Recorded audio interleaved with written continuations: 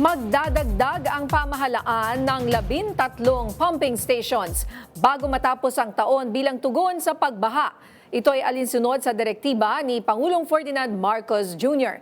Yan ang umaarangkadang balita ni Lestor Aler.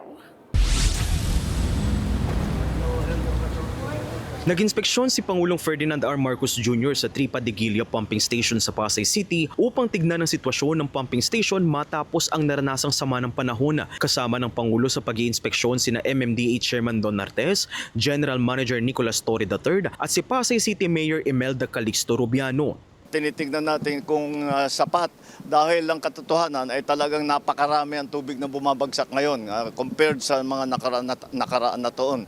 Kaya kailangan tignan natin kung sapat ang volume na kaya ng mga bomba natin para ilabas ang tubig.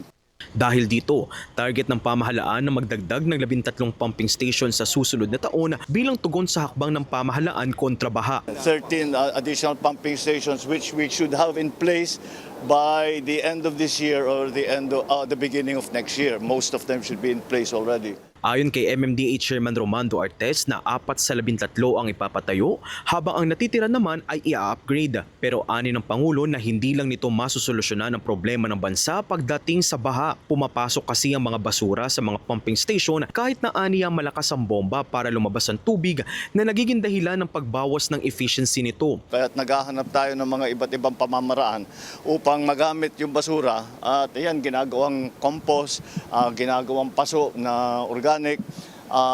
At saka tapos pero yung iba kailangan talagang itapon sa landfill. Sinabi rin ng Pangulo na nagsisimula na ang Department of Energy sa pagbid sa auction para sa isinusulong na waste to energy ng pamahalaan na inaasahan ding maikakasa sa susunod na taon. Bukod pa rito, plano rin ng pamahalaan na magtayo ng mga rainwater cisterns sa Metro Manila na makatutulong na masolusyonan ng pagbaha.